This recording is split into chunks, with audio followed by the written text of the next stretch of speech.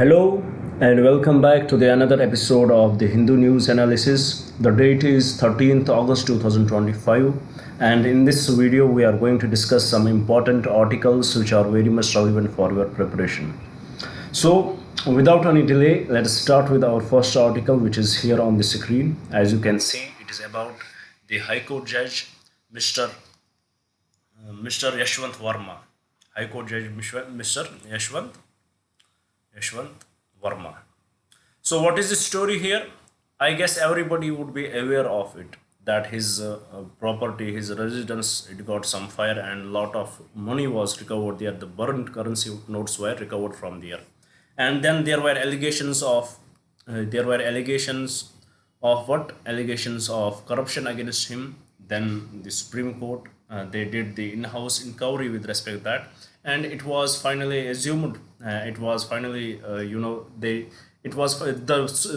reached to the point that he was indeed responsible with respect to the corruption case. He was indeed involved in the corruption case, and the CJI, the Chief Justice of India, he requested him to resign, but he refused to resign.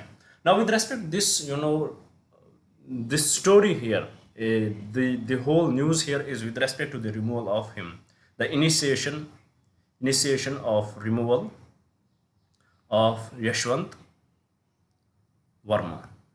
This whole story is about him. Now, with respect to this, we need to know how the High Court judge is removed. You would see in this article the term impeachment is used.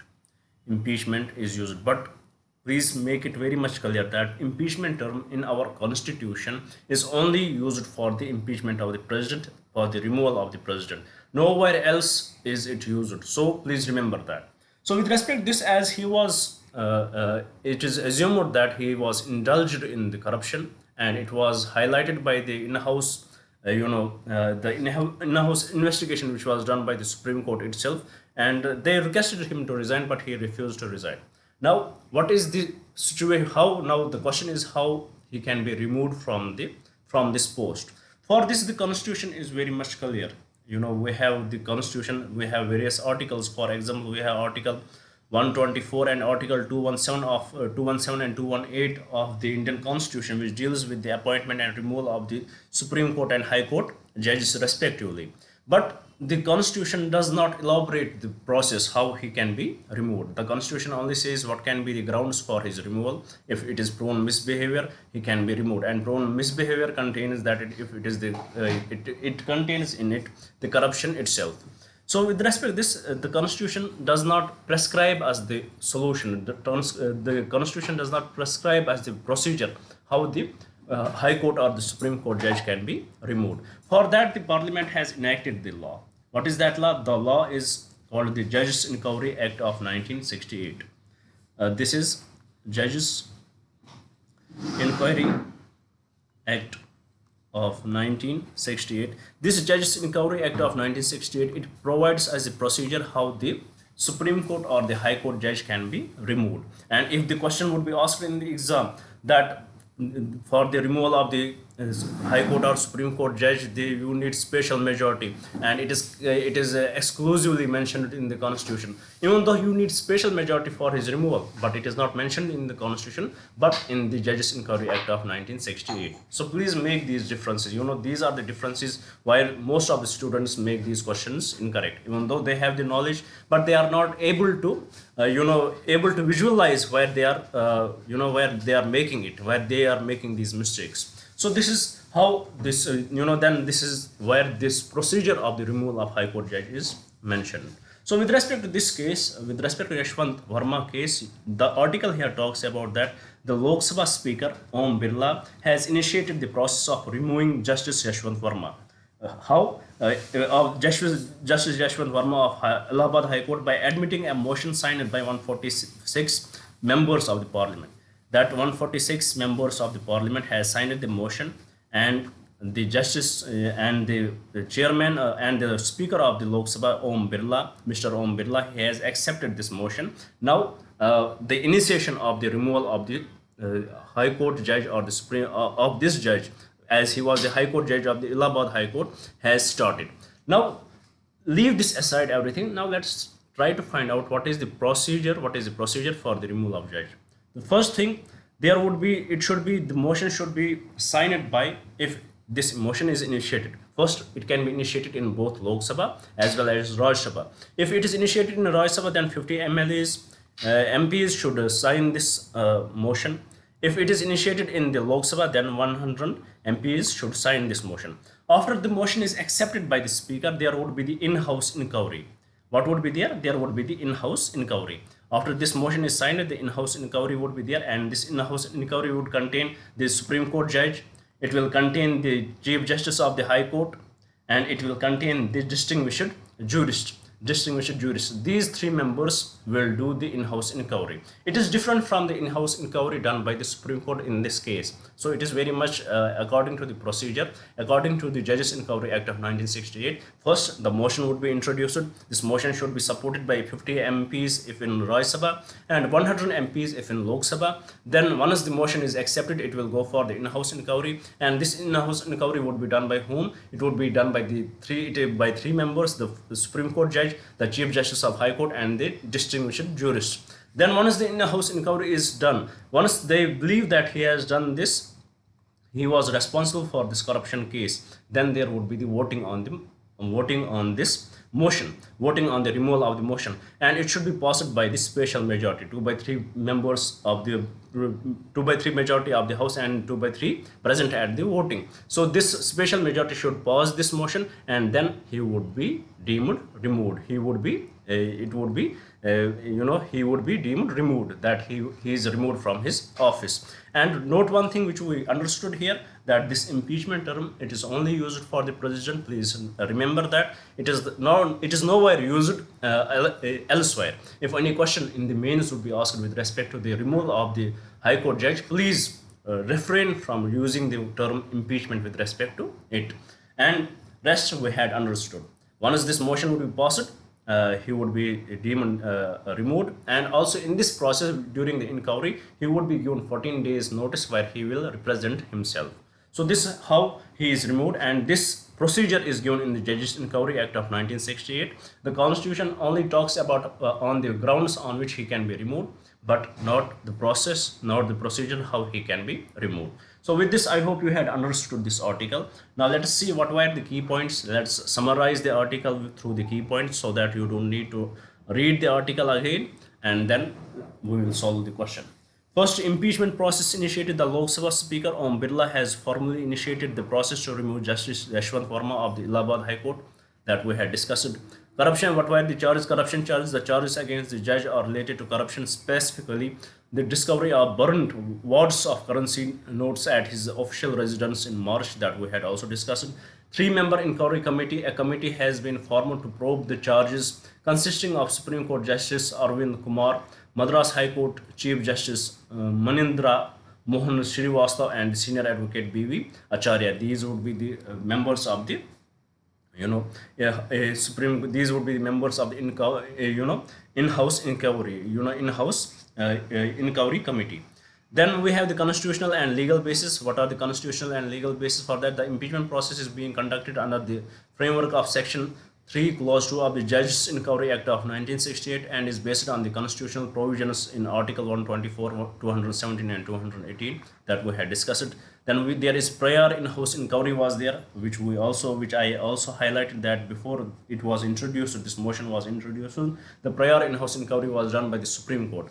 And this is what it talks. The decision to initiate impeachment proceedings came after an earlier in-house inquiry by the Supreme Court and had already indicted Justice Verma, and he had refused to resign.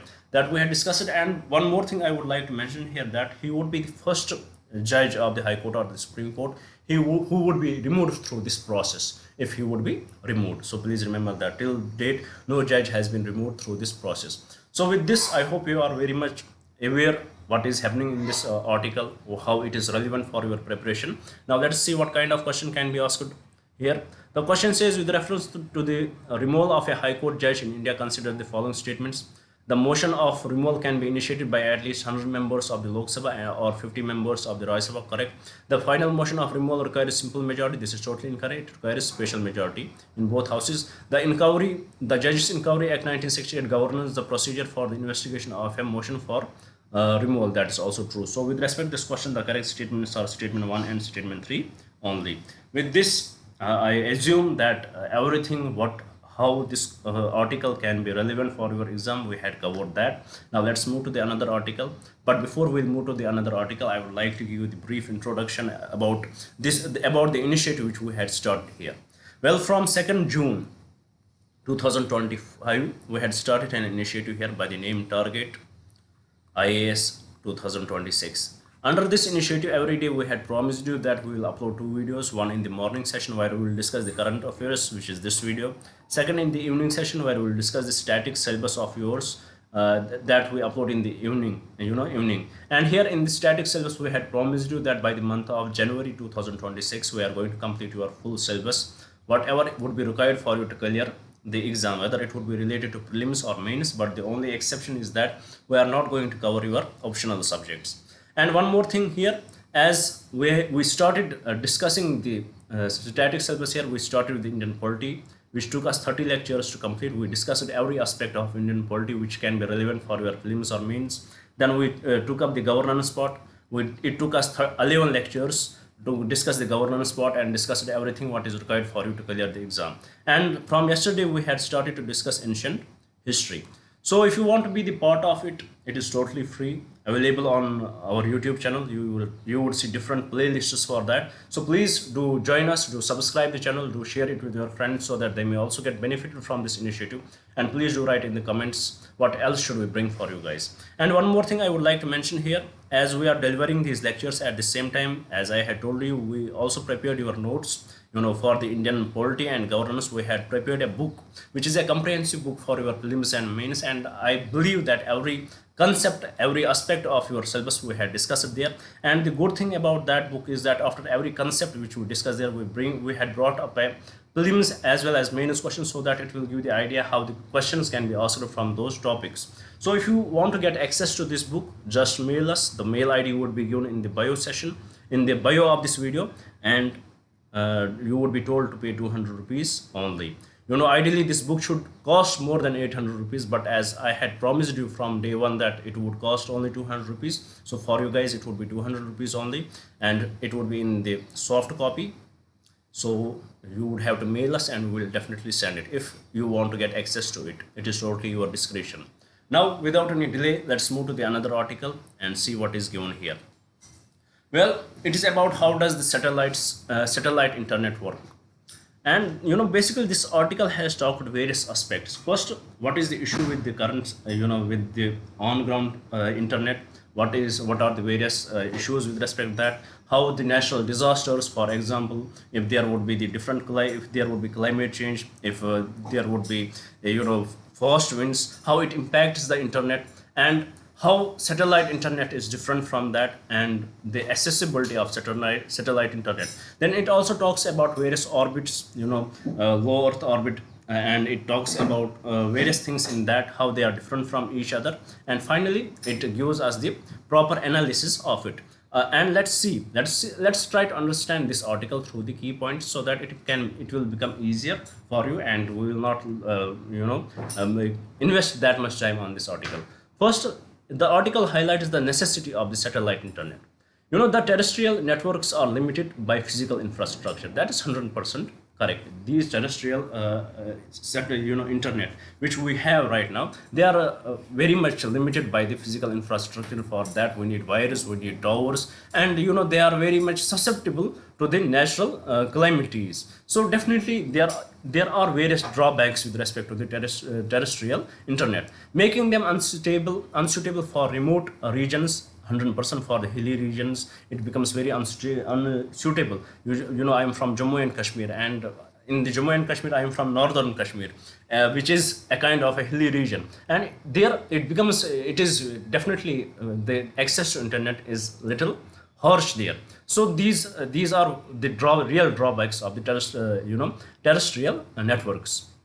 and vulnerable to natural disasters. That is true. Whenever there would be lightning, there would be fast winds would be moving on, and whenever there would be any change in climate or change in the wind directions, it definitely impacts this. But on the other side, satellite internet offers a powerful solution with extensive and resilient coverage. That is true, because it is the satellite internet, it is not bound by these terrestrial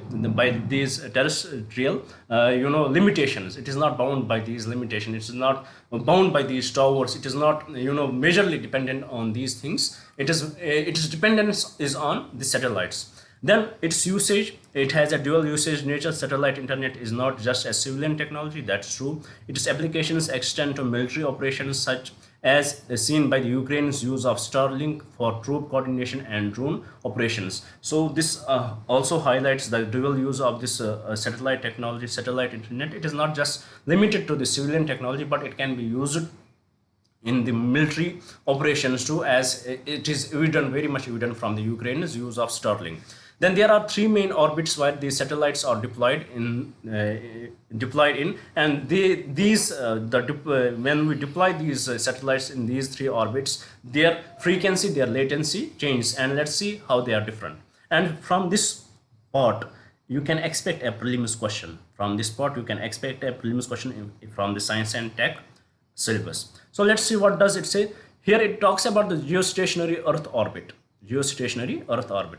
It is high altitude, approximately 35,786 kilometers. When it is so much high altitude, definitely there is large coverage, but suffers from high latency. The issue with respect to this is it suffers from the high latency, making it unsuitable for the real-time applications. For example, you want to do video conferencing, then it will not be suitable for the real-time applications. So this is geostationary orbit. It is the high altitude orbit where these satellites are installed. It has the huge coverage, it has the large coverage, but suffers from high latency. Then we have the medium Earth orbit, which is a compromise between the geostationary Earth orbit and the low Earth orbit. It also has the lower latency, but still requires it has lower latency than the low Earth orbit. It has lower latency than the geostationary Earth orbit, but still requires constellations for global coverage. It requires the constellation of satellites for the global coverage. Then the third one is the lower Earth orbit, which is a low altitude below 2000 kilometers. It has low latency, there would be low lossage of the signals, and for this we require the smaller satellites, making it ideal for the real-time applications. The low Earth orbit system form mega constellations like Starlink to achieve the global coverage. So this is the best suitable, and the Starlink it uses the low Earth orbit. So from this understanding, we can see what is suitable, and prelims question can be asked with respect to this article, which we will see. Then another concept which was discussed about was the mega constellation technology. Low Earth orbit mega constellations like Starlink, where they use the constellations of the satellites,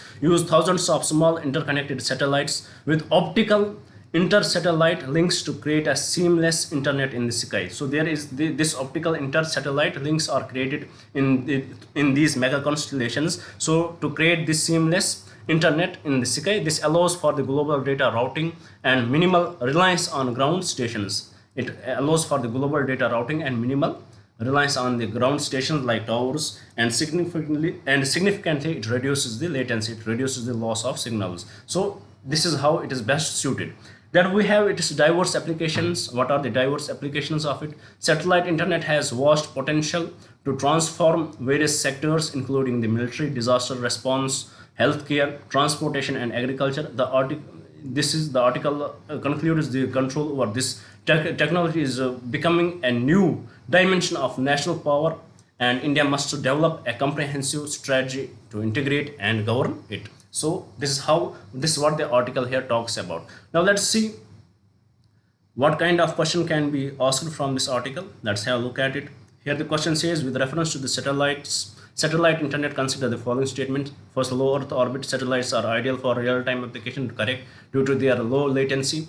Then we have Earth orbit satellites can cover a much larger area of the Earth's surface with a single satellite than the low Earth orbits. That's true. Low Earth orbit mega constellations rely on optical inter-satellite links, which reduce the need for frequent ground station. That is also true. So with respect to this question, all the three statements are correct.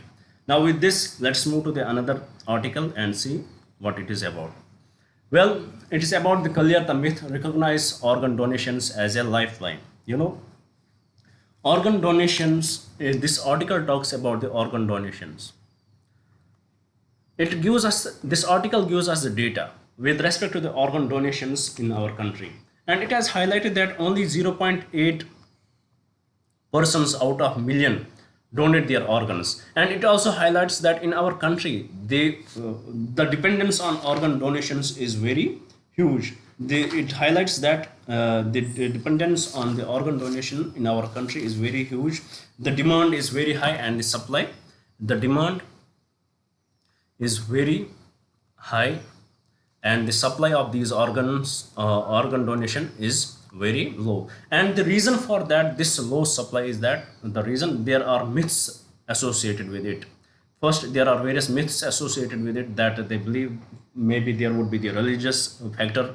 There may be the myth, if we allow the donation of our organs, the doctors may hurry with respect to, if there would be any such condition, if any patient goes through such conditions, maybe doctors will hurry because of maybe there would be the corruption in this sector, maybe there would be the family who would be very rich and they would need a donor, and for that there would be a kind of corruption would happen with respect to that. And also it also criticizes that there is definitely the issue of the policies. We have not the clear policies with respect to the organ donation. So with respect to this article, let us see what were the key points given and then get the proper idea of it. Well, first it talks about the low donation rate. India's organ donation rate of 0.8 per million population is significantly lower than the countries like Spain and the US, which have rates over 45 per million population. So our organ donation rate is significantly very low. Then why it is so? Because of the myths and misconceptions. Several myths deter potential donors, including the belief that the donation disfigures the body. This is one belief, that hospital staff might prematurely declare the brain dead. This is also we discussed, and that only young healthy individuals can donate. This is also one of the myths associated with it. It is also the older ones, they can also donate. Then how we can address this myth? The article debunks these myths by explaining that organ retrieval is done with respect to the deceased's appearance. Brain death is declared through a strict legal and clinical framework, and even older donors can contribute organs and tissues. Very much evident. Then what is the proposed solution? To bridge the gap, the article suggests launching sustained audiovisual awareness campaigns, integrating organ donation education into school curriculum, and training healthcare professionals to have compassionate conversations with the families. So we need to bring in this into the schools. There should be a large scale campaign should be promoted with respect to the organ donations, through audiovisual appearances, awareness campaigns. It should be it should be integrated in the school curriculums, and also we should train the healthcare professionals how to deal with such situations, how to act compassionately with the families of these donors. Then what are the policy reforms? A major policy reform proposed is the presumed consent. What is this presumed consent? If there would be the policy reform where it would be presumed consent, it means that everybody would be presumed that every living being, every human in our country is the potential donor, unless he withdraws from it. It would be presumed that everybody is a potential donor unless that person withdraws from it in his conscience. So these are few key points which were relevant from this article. Now let's see what kind of question can be asked. Here the question says, with reference to the organ donation in India, consider the following statements. First, the organ donation rate in India is among the lowest in the world, with a significant gap between demand and supply. That's true. The legal framework for organ donation, including the protocol for declaring brain death, is governed by the Transplantation of Human Organs and Tissues Act 1994. That's true. Then presumed consents is the current policy in India. No, it is not the current policy in India, and we believe that it should be adopted. So with respect to this question, the correct statements are statement 1 and statement 2 only. With this, let's move to the another article. Let's see what we had brought here. Well, the article is again about the atrocities faced by the Palestinian people. Palestinian people. Atrocities faced by the people of Gaza. How and the new, the new framework which is given by the Benjamin Netanyahu, as he pushes for no state solution. As he pushes for no state solution, and he pushes for that there should be the ground invasion in the Gaza, and he wanted to capture, or we can say to capture in simpler terms, to capture the Gaza. So with respect to this, there are various changes which had happened, and we had discussed them in detail. First time, if we can go a little back in the history, it was the Balfour Declaration in 1917. 1917 Balfour Declaration, because during the World War I, it was the British government in 1917 during World War I, which announced its support for the establishment of a national home for the Jewish people. Announced its support for the establishment of national home for Jewish people. And this declaration is seen by many as a foundational document for the state of Israel, but at the same time, it is one of the long-standing conflict. It led to the one of the long-standing conflict, and eventually, it started from there. Then in 1948, two-state solution was given by UN, and eventually UN, the Israel, unilaterally declared independence, and they started. Then there were Arab wars. There was Nakaba, which is the catastrophe, which is the Arabic word, where there was mass displacement of the Palestinian people. And this article, in a way, it compares the Nakaba with the Holocaust, that how they are somehow similar to each other. And then we know that there were Oslo Accords, which talked about the two-state solution, which gave the which this article also highlights about that, and which gave us some relief in this region. But eventually, from October 7, these things had taken a wide drift in this regard, and we are seeing how people are dying in the Gaza, how children are being massacred, and recently we saw the news how even the journalists are targeted, and they are targeted. They are very much very well planned targets are those targets. So with respect to this, now the countries, the article highlights that the situation for the Israel is very different now. It is not that its allies are supporting it fully. Now they also had realized, and there are various factors why they had realized it. One, there is the increasing evidence of the potential genocide and war crimes in Gaza. Because of that, its close allies like UK, Canada, and France, they had stated categorically that they are going to give the Palestine as state status. They are going to recognize the Palestine.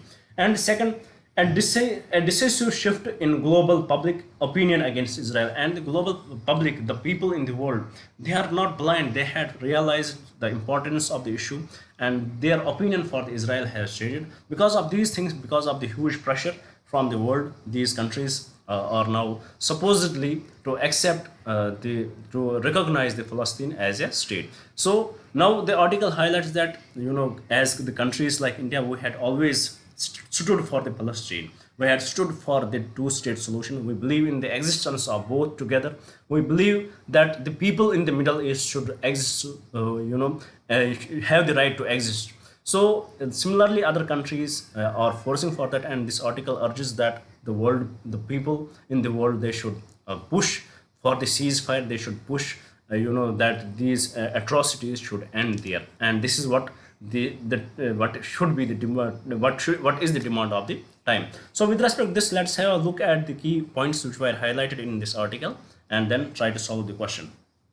First, it highlights the shift in Western policy. From decades, Western nations maintained that they would only recognize Palestine state as part of final peace settlement with Israel. The recent announcements by the UK, France, and other mark a significant move away from this position. So earlier they would say that once there would be the permanent peace solution, then they will recognize. Now they are recognizing it because it is the demand of the time. Then there are genocide allegations. The charges that the Israel is committing genocide in Gaza is now mainstream concerns, not a fringe theory. This is evident by Prime Minister Benjamin Netanyahu facing an arrest warrant from the International Criminal Court and a formal case against Israel against being examined by the International Court of Justice, which is the part of the UN. Then there is public opinion turning against Gaza. We had discussed that. Then also ideological drivers. The regime is fueled by a neo-Zionist ideology that is anti-two-state and expansionist. For some members of the government, the war is seen as an opportunity for more, living space for the settlers. So this is what this article here talks, and that's what we had discussed. So with respect to this, let us see what kind of question can be asked in the exam if they will ask. Here the question says, with reference to the recent developments concerning the Israel-Palestine conflict, consider the following statements.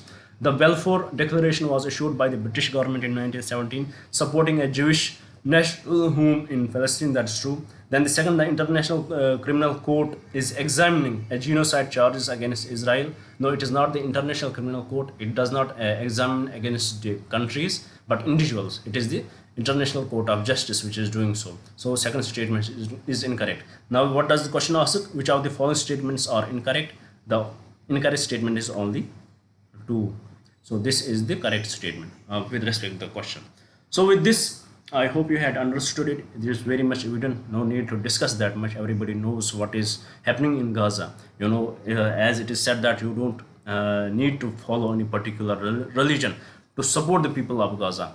But what is needed that there should be if there is humanity in you, everybody would recognize it. And the world is recognizing the suffering what they are facing right now. So with this, let's move to the another article.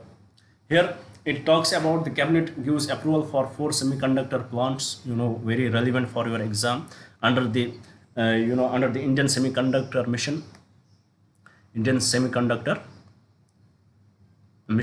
has the cabinet has given this approval for the 4 semiconductor plants. Union cabinet has given approval for new projects under the Indian semiconductor mission, bringing the total number of approved projects to the 10. Under this, bringing the total number of approved projects which equal to 10, and extra 4,594 crore will be granted with respect to this. And they are distributed, these projects which are given now, they would be distributed in 3 states, 2 in Odisha, two projects would be in Odisha, 1 in Mohali,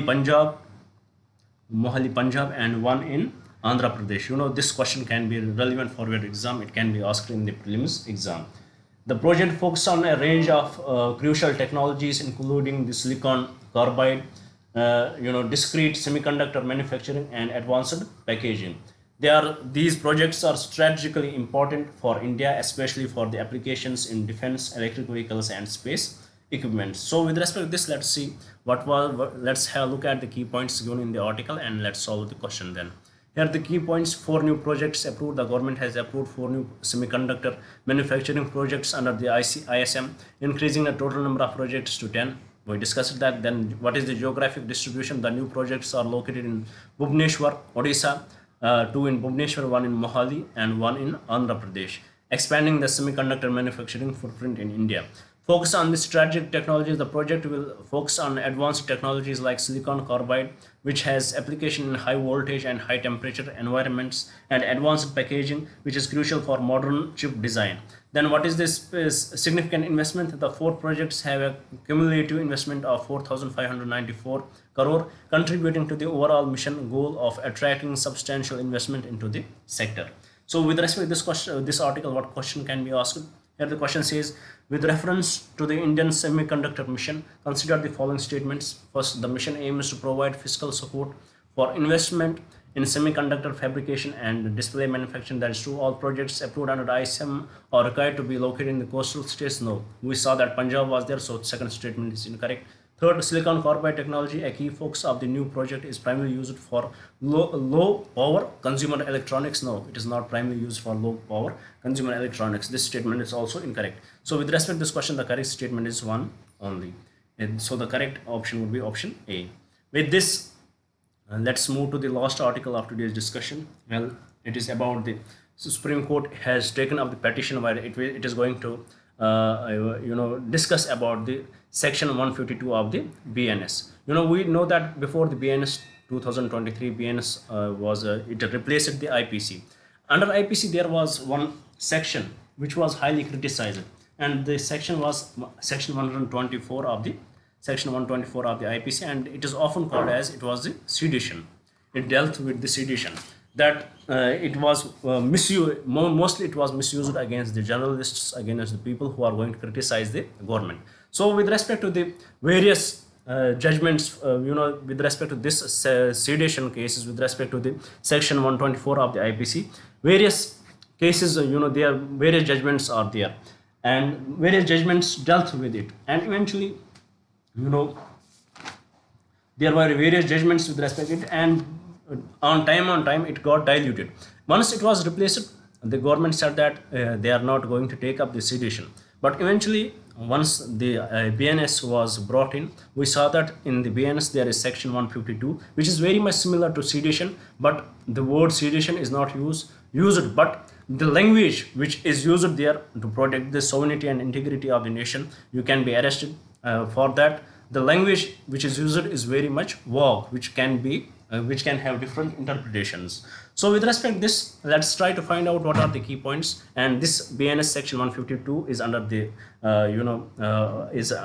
the government, the Supreme Court is questioning this, is monitoring it in a way. It was a petition there, and let's see how the what Supreme Court will decide about it, whether the potentiality of the abuse of the BNS section 152 may lead Supreme Court to call it unconstitutional. Let us see what will happen with respect to that.